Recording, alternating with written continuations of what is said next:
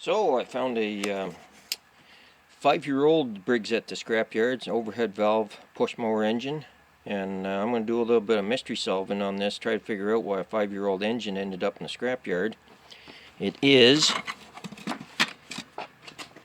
model 093J020063F1. Date of manufacture August 17th, 2018. According to those numbers stamped in the side of the block there. So it's not seized. The crankshaft rotates, etc. I mean, the spark plug got broken off and the exhaust got crimped in when it got tossed in the pile at the scrapyard. But other than that, air filter's missing. But other than that, it's a complete engine. So I will do a dissection on it here and find out why it only lasted 5 years. I'm curious, I mean, I've got a 1973 push mower that'll still run. The deck on it's getting kind of rusty, but so why they only last in 5 years? Whether it's a, fuel problem, somebody ran it without oil, who knows? I'll get to the bottom of this, put it that way. Hopefully. So the engine's got spark, I verified that. Now, next it was see how much oil it had in it. I don't know, it had a bit of oil, but the oil is funny looking. Looks more like two-stroke oil or something. I don't know. It's I'll pour some of it out and show you. It's dark gray,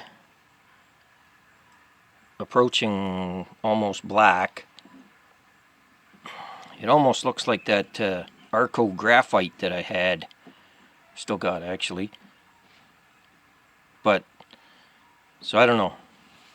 There could be a lot of aluminum in the bottom of the engine.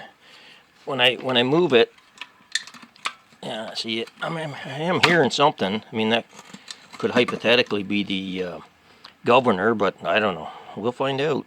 But strange looking oil. You can see by the stain it leaves on my funnel there. It's not yellow, it's not black, it's something in between. So, very strange looking. The more I shake this thing around here, the more I think it might have had a visit from that famous country and western singer, Connie Nuggets. Here, I'll put the camera down and shake it around and see what you think.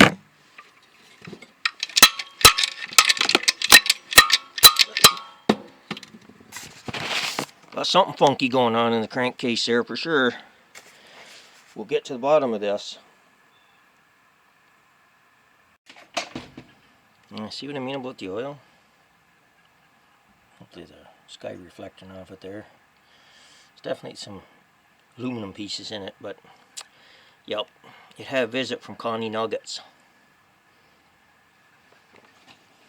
I'll take the governor out here so we can see more. So, connecting rod piece number 1. Connecting rod piece number 2.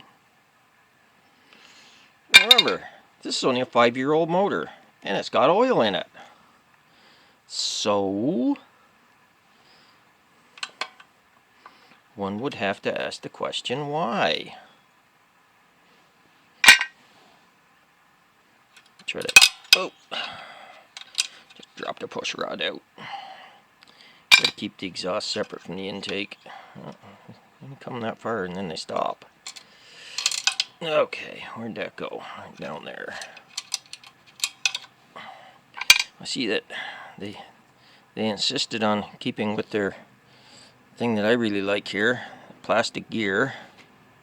Oh yeah, it does. It's got the very thin steel washer to protect it from the. So you have to put this little tiny thin steel washer in before the gear on the crankshaft there. It says plastic gear. I just love those things. But I guess it works. And according to the bean counters, it saves money. So, but I'll be peeling her down here to find out why that con rod broke. Because to me, that's, well, if it didn't get run on low on oil, it's kind of inexcusable for a less than 5-year-old engine to let the con rod go. Anyway, well, We'll see what other trouble we can get into here with it. I got the crankshaft out there. It's scored up, as you can see. In my opinion, if a person had to in a zombie apocalypse, you could reuse that by sanding it down with emery cloth, polish her all up. But that's probably not going to happen to this one. If I had another conrod, I might try it. Anyway, so the piston won't come out the bottom, so I took the carburetor off there and discovered that those two bolts there are not 1/4 or 5/16.